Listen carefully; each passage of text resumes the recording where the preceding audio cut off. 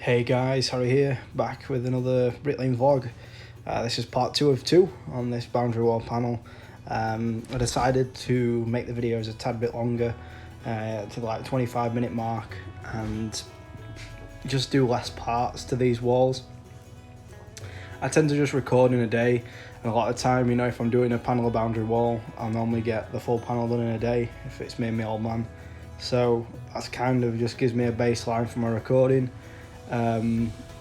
Maybe next week or the week after, I'm going to order my GoPro and power pack for my phone, and obviously GoPro action cam. Sorry, it's not going to be a GoPro. I'm just going to get maybe an 8-man 4K 30 to 60 FPS. I'm not sure what YouTube support in terms of cameras, what the sort of video quality and format they support. But I'm going to be doing a lot of the editing on my phone. I've been looking at SD card to lightning attachments and ports, so I can easily upload footage from my phone and edit it on my phone. The missus is thinking about getting an iPad, which would be nice to do the editing on. It'd probably be easier to do editing on the iPad than it would be on a phone, but you know how Apple products are, they absolutely rip your basically have your pants down and rip you off at the cost of their kit. You can't deny Apple stuff is, it's really user-friendly, really easy to get on with, but it just comes at a goddamn extortionate price. So, I'd be really reluctant to spend, any more money on Apple products because they're so expensive. Anyway, when it comes to today's topic, because we didn't really have a topic at the last couple of videos, in a sense I've been doing these recordings on the same night I've been working, and then I've been doing it late night, having a couple of beers, basically being half asleep. So I'm going to try to reduce that and try to do it at a time where I'm more awake and I'm more sort of alert. It's like midday where we are now, it's Saturday, midday, and just sat with a sandwich and a cup of coffee, so I'm pretty awake, even though little one kept me up all night last night with he's had an upset stomach. We're still making this little video. I was trying to make the voiceovers a tad higher quality, since I'm sort of limited to what content I can bring to YouTube at the moment, with lack of action cam, lack of variety of work, to be honest. When I get the action cam, I'm going to do some more sort of videos. I'll be doing a few bits of remedial work. Put the head cam on, replacing some bricks. I know it's not the most sort of interesting sort of work, but it's a lot of work that that site managers will ask you to do from time to time. I get paid well to do it. In my situation where I'm working, I'm probably one of the few bricklayers will do it, because it's a ball ache of a task. But I've got a 9-inch disc cutter from Makita, a double battery job. I've got quite a few tools. I've got drills. I've got, stuff to make everything easier. I've got sort of every chisel going, circular saws, etc. I've got sort of tools for everything between me and my old man, and we can more or less get over any problem with just being able to make it easier with tools. That's the main thing when doing remedial work. You just need a lot of tools, sort of similar to doing private work. You need, cutters, drills, grinders, anything so you can get masonry out of the house or out of a wall, or remove something without disturbing everything else. Makes it a lot easier.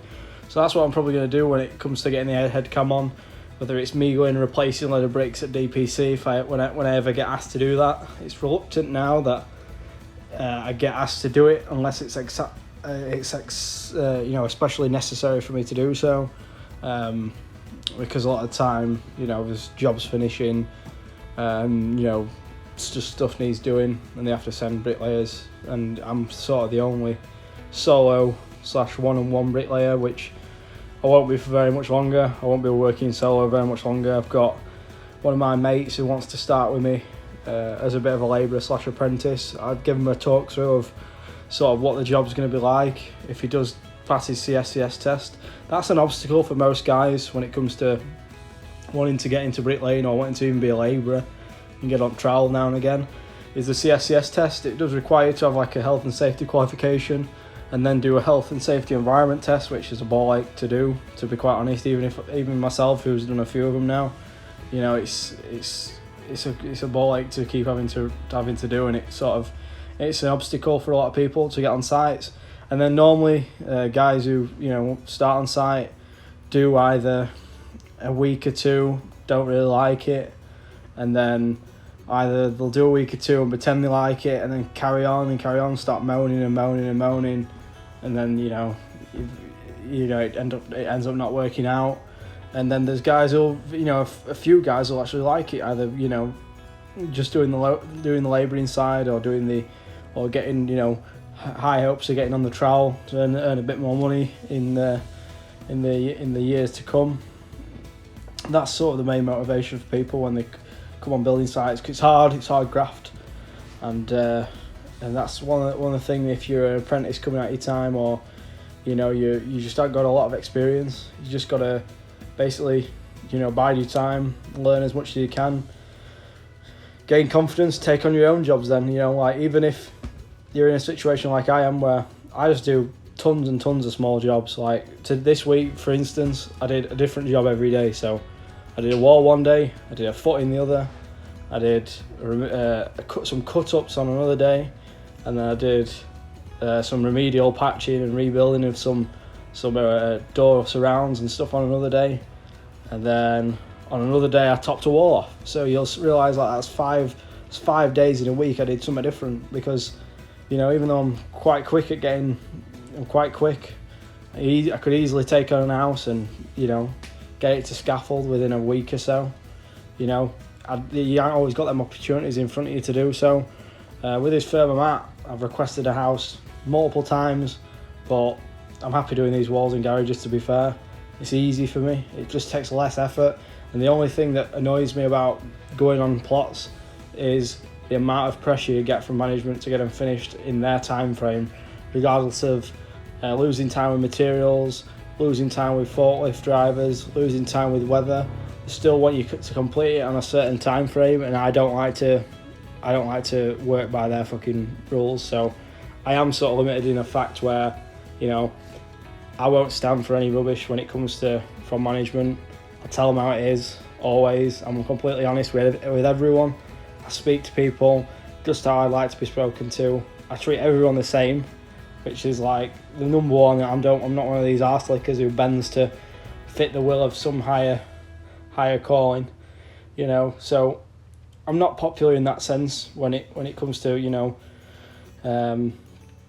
programming, hitting fucking targets. I just do what I'm able to do, and a lot of the time on these smaller jobs I get them done dead quick, so they can't complain at me. So if I can get another labourer full time or apprentice full time with me, probably have to take on some plots, because there just won't be enough work for me and someone else on the trowel. Because I'm doing about 600 bricks on like a clear day, 700 on my own some days if I've got loaded out in front. So with the old man loaded out in front, pointing for me, doing easily 700 bricks in a day, you know, or equivalent on blocks. You know, I don't do a lot of 4-inch block, to be honest, but I've not had a lot of opportunity to do so. But probably an apprentice online as well, 3 of us, you know, we'd be rattling through, I'd presume, at least brickwork up on a gable and some blockwork corners, because I'm always, if I ever do go on plots in future, I'm going to be taking up the brickwork first, unless I'm specifically told not to do so. Because taking blockwork up on plots, it's just a ball ache. You've got to point both sides, you've got to fucking brace it all the time because of the fucking winds, so unpredictable, and these Celcom blocks, fucking little gust and they start rocking. It's just a ball ache to do. I much prefer to do brickwork first. You can set your cavity easier. When you're doing blockwork first, your cavity can easily travel out because you sort of put in a line across at the bottom, and then the blockwork, because it has nothing, you know, supporting it, will easily move. So it's just a little bit of a ball ache, but I don't know if it'll require me moving firms to be able to get on houses more full time, but I'm happy to stay where I am at the moment, just because even if I get a few footings again, I won't mind, but just not for the fucking red row. Just sick of their fucking the way the ground workers dig everything out. It's just the fucking ones I've dropped on at the moment have been fucking terrible. They just dig it out shit, so I don't want to really do them. But depending on different firms, I find sort of any houses other than red row really simple. It's just red row a bit of a ball ache. When it comes to simplicity, that's why not a lot of people work for them. That's why I only do walls and garages. But yeah, so I had a topic in mind for this video, and I've got 28 minutes to talk about it, so I'm trying to think of the topic at hand that I thought up earlier. Oh, that's it. Obstacles on site. This is the topic. I know it's been like 10 minutes, but I finally got to it. Obstacles on site, how to deal with things getting in your way. So personally, you know, I try to be hyper optimistic when I'm on site. You know, I try to come to work with a positive attitude all the time, no matter if it's give rain, baking hot sun, fucking whatever type of work I'm on. I try to be positive. You just got to accept the circumstances that the day brings. A lot of times conditions have a massive effect on how much you can get done in a day. Like, if you probably haven't noticed in these videos, but I'm building a lot of corners. Sorry.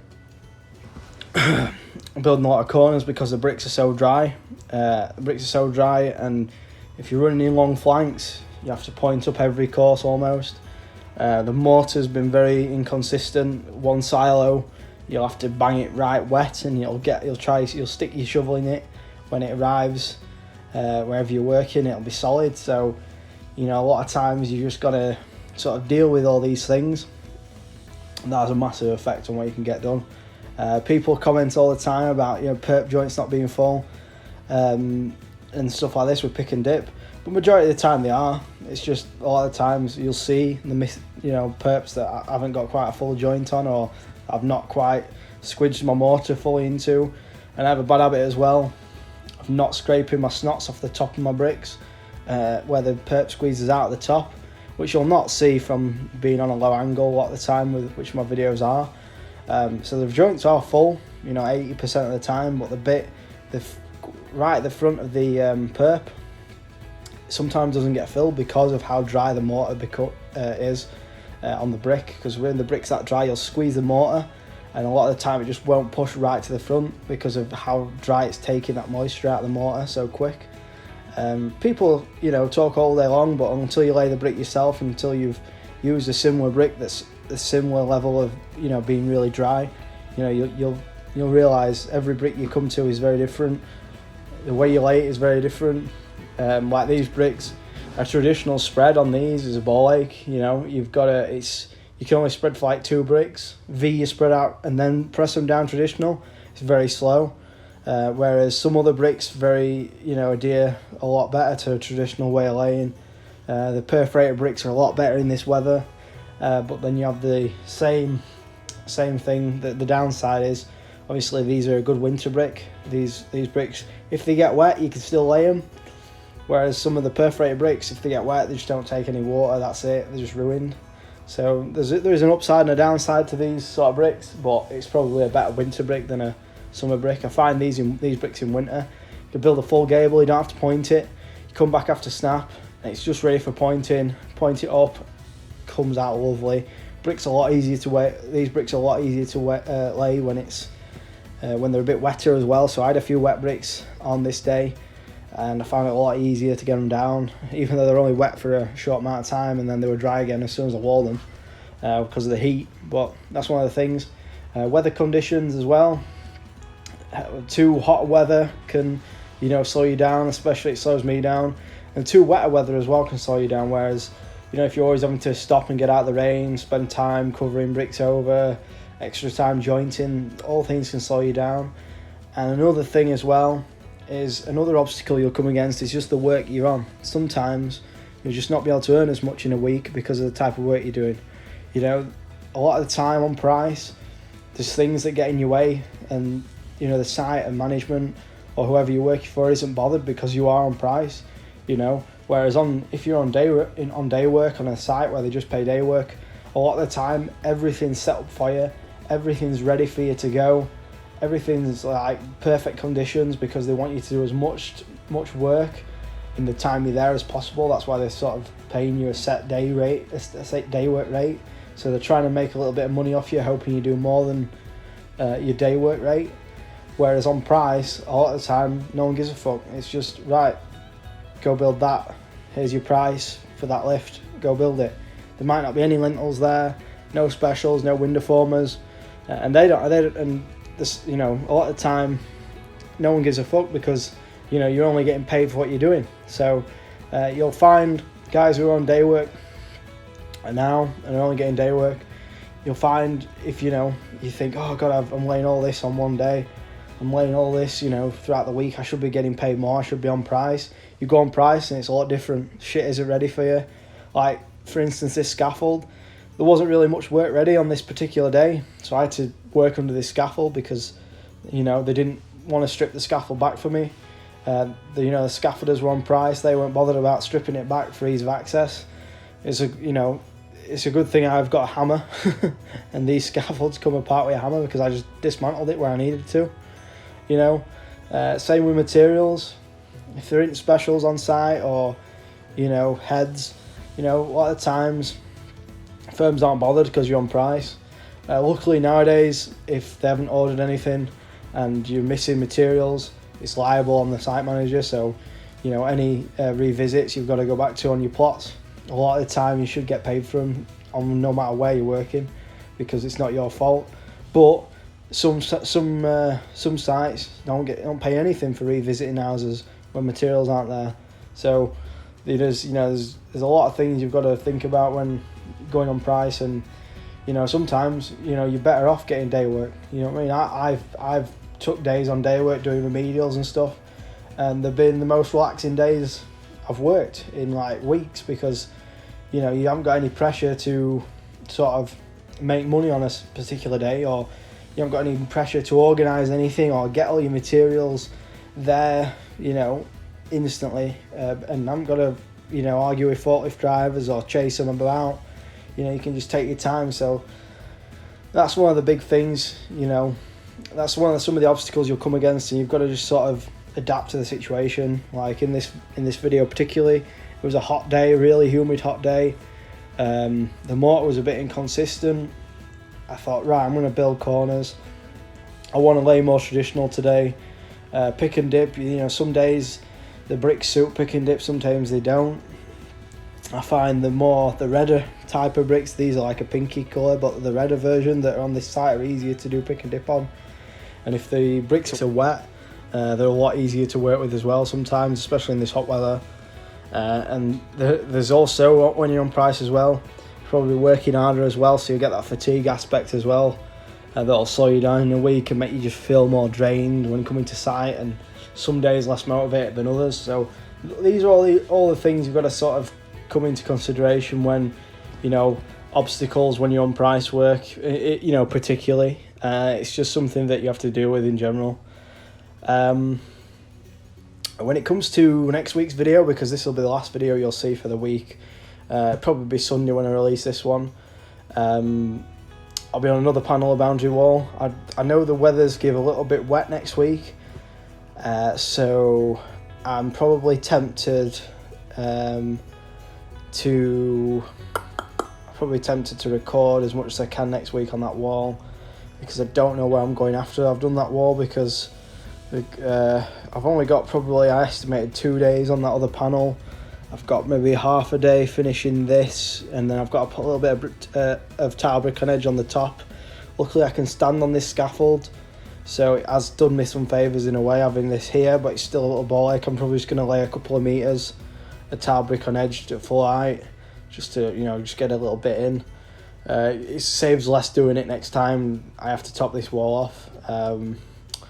And then I don't know what I'll be doing after that. I always find out something different every week, and you've sort of got to be prepared, you know, when you are working. You know, you can have this same problem in gangs a lot of the time. You know, if you're 2-on-1, 3-on-1, a lot, especially 2-on-1, the sort of gang that gets moved around a lot if you're getting through work quick and there aren't enough drops. It's one of them things, especially at the moment with this material shortage a lot of gangs are having to do. move around every week, and you still get that same issue one-on-one. You know, you find if you get a big enough piece of work, like when I was on that footing, I did 6 days on that footing, and I had probably another, to get it round to, I probably had another 3 or 4 days finishing it. So I had like 10 days on that one. So I had basically a solid 2 weeks work on that footing, and that was a deep footing. So if you can, that's ideally sort of work you want. That another gang came to carry on doing those footings on that side, and the firm that I was obviously doing the footings for, even though I wasn't working for them, I worked for the same subby I worked for a moment. You know, they were wanting the footings up quicker. You know, I wasn't quick enough, basically, in a nutshell, for how quick they wanted everything doing. But I was watching the other gang of 2 and 1 on the footings, and yeah, they were a bit quicker than I was, because there's 2 of them, there's 3 of them instead of just me and the old man. But you know, I know how much work's in them footings and how much you need to get done to make money. And if they want to shove big gangs on some of this work and they won't make as much money, it's up to them. But I'm not prepared to do that. You know, a lot of times you'll find on sites they'll say, oh, you need another lad with you, or another bricklayer, or you can't be just a one-on-one, or you can't just have an apprentice or whatever. You know, they don't give a fuck about how much you earn. And if if they want to flood a plot with men, and every one of them earn 500 quid a week, you know what I mean, because of the size of the gang, they're not bothered. Whereas if you worked on your own, it might take you a little bit longer, but you might earn 1,500 quid in that week.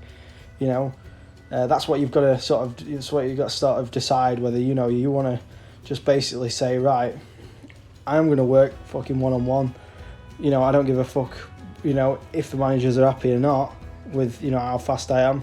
All I care about is how much I'm earning every week. And that's what you've got to say. At the end of the day, people say to, me in the comments, oh, you fucking perps are this. Your work's rough. You fucking, pick and dip's rubbish. But at the end of the day, I don't bricklay to get fucking compliments from other blokes. I bricklay to earn fucking money and earn a good wage. And I don't really give a fuck about anything else. That's the top and bottom of it. And that's the sort of attitude you've got to have sometimes. It's all right. I take a tremendous pride in my work. I try and make a good job every time. But at the end of the day, we come to work to earn money. We don't come to work to be called, to be praised by the gaffers, to be praised by management. It's just one of them. You've got to fucking sometimes stand your ground in situations. Obviously, myself working one-on-one, I deal directly with management every day. I'm the only person they speak to. And you've got to be good with people. You've got to be a good people person. And that'll take you a lot further than just being a fast or good bricklayer. You know what I mean? So yeah. Anyway, guys, that is sort of the end of the video in a sense. Of when it comes to topics. I'll talk a little bit to get to the end of the video about this scaffold I'm working under here. For the first few course, didn't have 2 boards worth of working room. I had just 1, but I had to do some dismantling of these scaffolds. I forgot what they call them, but they're like hammer fucking scaffolds. You just hammer them little pins out. I was sat down doing the first 5 or 6 course of brick on this little bench thing. It was great. I was going to record it, but I don't know, it would have looked really funny, so I didn't end up doing it. I was a bit unsure where to put the camera, so I had to put it on the wall. That's why I got this bit of a dodgy angle. As well, with talking on the pick and dip, I was practicing a lot doing the second, in the last video, I was practicing a lot going forward. Seen a lot of guys, going backwards. I've seen a lot of guys doing the backwards pick and dip, like sort of sliding the brick forward instead of dragging the brick back. And it does feel a lot easier, to be honest. I'm not quite as quick at doing it because I'm not just had the practice, but I'm going to keep practicing whenever I can, doing the pick and dip backwards. But in actuality, sliding the brick forwards every time. And some guys find it easier to slide the brick forwards than slide the brick back. I think it depends on whichever way you prefer to wall. I've always preferred to wall going forwards, but I do like the fact that pick and dip going backwards, there's less movement in a sense, because you're not having to turn to do your spread.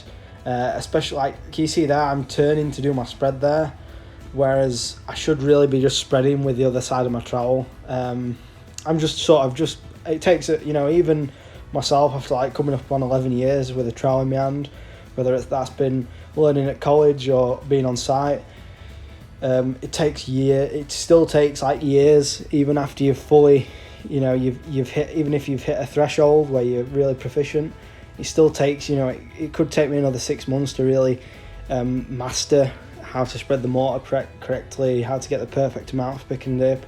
That's why when you see guys who are fast, who are nailing it, who've got it down to a T, you've got to respect that, because it's, you know, even as much as I'm the biggest critic of Charlie Collison's videos and people of that sort of disposition, you know, you can't deny that how quick he is and how, you know, skillful he is to do what he does on his videos.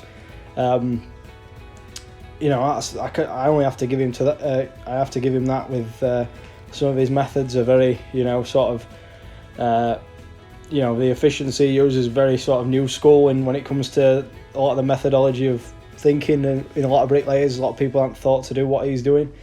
I'm still been also, before I finish, I've still been looking at those trowel magnets, Magnet Master, which was the make I prefer. There's a Magnet Master and a Bricky's Buddy, sort of the trowel mate copies.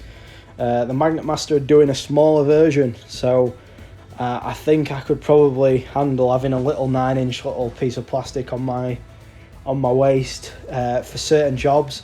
I'll probably leave it in my rucksack along with where my fixed bricks go, and I'll only use it for specific work. So I'd probably see myself using it on footings a little bit more. I just need to get used to wearing it. With the last few videos, last few weeks since I've been training again intermittently, doing like a week, you know, a session a week, I've lost a couple of kilos. I've been a bit more mindful with me, you know, with my calorie intake. So if I can just lose a few more inches off my waist, I might, you know, convert to having a tool belt again. I won't be putting hammers in my tool belt or anything, because obviously using fixed bricks and stuff, you don't ever need a hammer a lot of the time. You just don't need one. And obviously I cut a lot of my bricks with my trowel, don't need a hammer for that.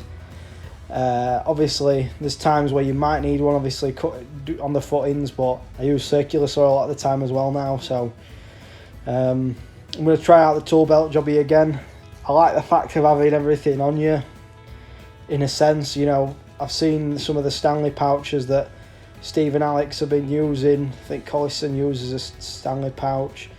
It is a lot to have on your waist, but somewhere to put your jointer in your trowel, and a tape measure is probably good enough. A lot of times I don't use a tape measure on these walls as well, so it's probably not much use me having one of them either. But on the footings you're forced to use one all the time, just whether it's setting out or whatnot. So anyway guys, that's the video. Hope you guys enjoyed. A little bit more of an upbeat commentary today, and I'll see you guys on Monday with another video. Subscribe, like the video, comment, let us know what you think. Please be constructive, or I'm going to be tempted to block more of you. I'm sick of hearing you've got no fucking gobble on your perps. It's just boring. Anyway guys, thanks for watching and have a good weekend.